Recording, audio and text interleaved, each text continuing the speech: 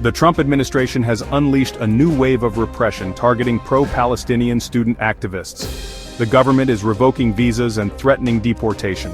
This is a blatant attempt to silence dissent. Students are being targeted for exercising their First Amendment rights. This should alarm all Americans.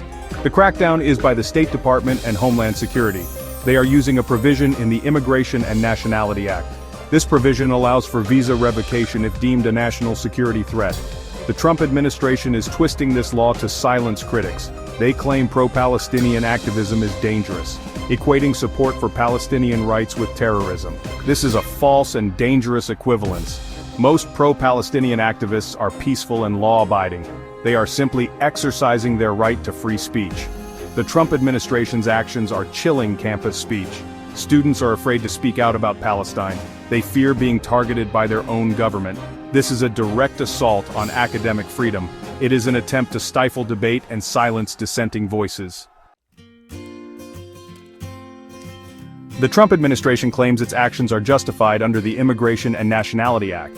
Specifically, they cite a provision that allows for visa revocation if a person's presence in the United States has potentially serious adverse foreign policy consequences. This vague language is open to abuse. It gives the government broad discretion to target anyone they deem undesirable. The administration argues that pro-Palestinian activism undermines U.S. support for Israel. They claim that such activism damages the U.S.-Israel relationship. This argument is deeply flawed. It assumes that the United States cannot tolerate any criticism of Israel. It also ignores the fact that the United States has a long history of supporting human rights around the world.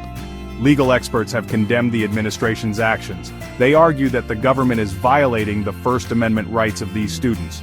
The First Amendment protects the right to free speech, even if that speech is critical of the government. The government's actions are likely to face legal challenges. The courts will have to decide whether the government's interest in protecting its foreign policy outweighs the students' First Amendment rights. This is a difficult question, but it is one that the courts must answer. Rümeysa Öztürk, a Turkish Fulbright scholar, found herself at the center of this crackdown. A doctoral student at Tufts University, Öztürk was studying in the United States on an F-1 student visa. Known for her intellect and advocacy for social justice, her world was turned upside down when detained by immigration authorities. Her alleged crime? Participating in pro-Palestinian protests and co-authoring an op-ed. The government accused her of supporting Hamas, but no credible evidence was presented.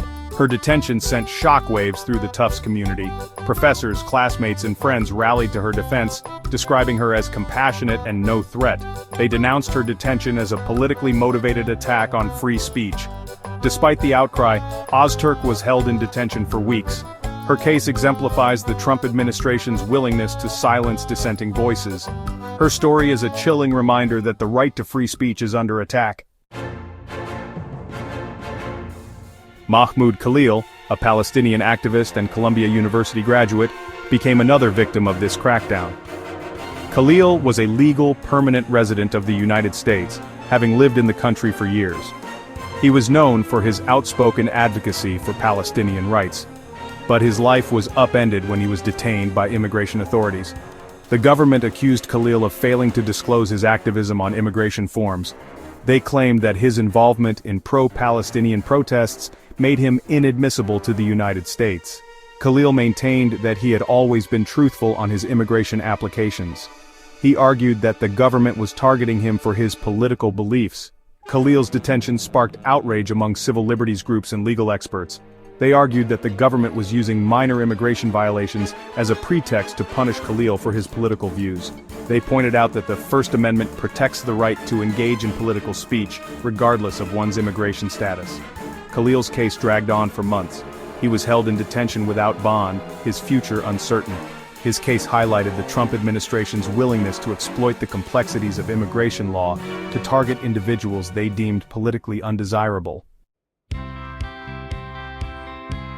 Section 5. Yoon Seo's plight facing deportation for protest. Yoon Seo Chung, a South Korean student at Columbia University, found herself facing deportation for her activism. Chung was a legal permanent resident of the United States.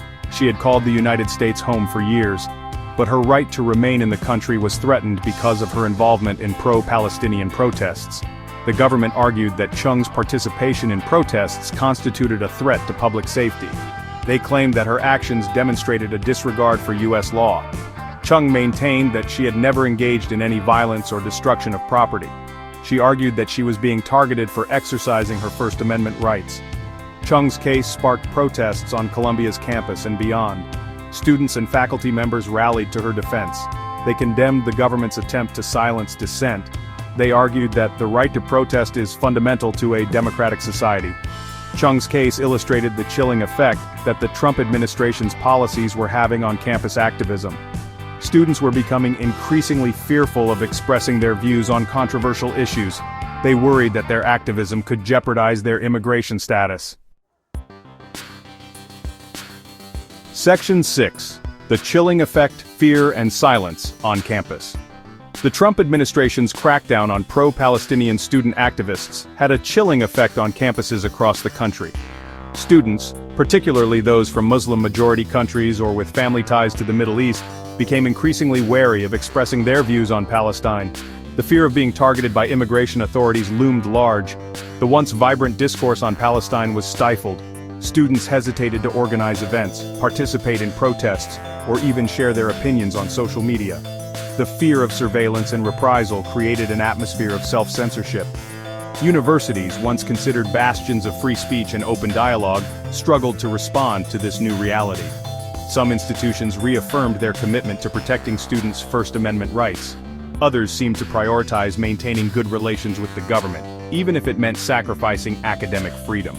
The chilling effect extended beyond the issue of Palestine. Students from marginalized communities felt increasingly vulnerable. They worried that their activism on issues like racial justice, LGBTQ+ rights, and climate change could also make them targets of government surveillance and repression. Section 7. Echoes of the Past, A History of Suppression. The Trump administration's crackdown on pro-Palestinian student activists was not without precedent. Throughout U.S. history, the government has repeatedly used its power to silence dissent and target activists, particularly during times of war or political upheaval. During the Cold War, the government targeted suspected communists and socialists. The McCarthy era saw countless individuals blacklisted, fired from their jobs, and even imprisoned for their political beliefs. The government's actions had a devastating impact on free speech and academic freedom. In the aftermath of the 9/11 attacks, the government enacted the Patriot Act, which expanded surveillance powers and eroded civil liberties in the name of national security. Muslim Americans were disproportionately targeted by law enforcement, subjected to profiling, surveillance, and discrimination. The Trump administration's actions against pro-Palestinian student activists fit into this troubling pattern of government overreach. They serve as a stark reminder that the fight for civil liberties is an ongoing struggle. Section 8. A broader assault, Trump's war on immigration. The crackdown on pro-Palestinian student activists was part of a broader assault on immigration by the Trump administration. From the outset of his presidency, Trump made it clear that he intended to drastically restrict immigration to the United States. He implemented a series of policies aimed at reducing both legal and illegal immigration. One of Trump's signature policies was the construction of a wall along the U.S.-Mexico border. The wall, which Trump claimed would stop illegal immigration and drug trafficking, was a symbol of his administration's hardline stance on immigration. Trump also implemented a travel ban on citizens from several Muslim-majority countries. The ban, which was widely criticized as discriminatory, was seen as a fulfillment of Trump's campaign promise to ban Muslims from entering the United States. The Trump administration also took steps to reduce legal immigration. They made it more difficult for individuals to obtain visas and green cards. They also sought to reduce the number of refugees admitted to the United States.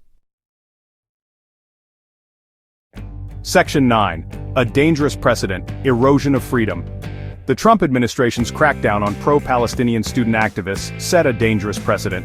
It normalized the idea that the government could punish individuals for their political speech, even if that speech was protected by the First Amendment. This erosion of civil liberties had far-reaching implications. The government's actions sent a message that dissent was not tolerated. This message resonated beyond the issue of Palestine. It created a climate of fear and self-censorship, making individuals less likely to speak out against government policies they opposed. The erosion of civil liberties also undermined the principles of academic freedom. Universities, once places where ideas could be freely debated, became increasingly cautious about addressing controversial issues. This intellectual timidity had a chilling effect on scholarship and research. The Trump administration's actions against pro-Palestinian student activists were a dangerous assault on fundamental freedoms. They served as a stark reminder of the fragility of civil liberties and the importance of vigilance in defending them. Thanks for stopping by today, Hot Reels. If you enjoyed this video, don't forget to hit that subscribe button and give it a like. Your support helps us bring you more amazing content. Stay connected with us on Facebook, Instagram, TikTok, X, Pinterest, and Threads for the latest updates and trending reels. Subscribe now and be part of the fun.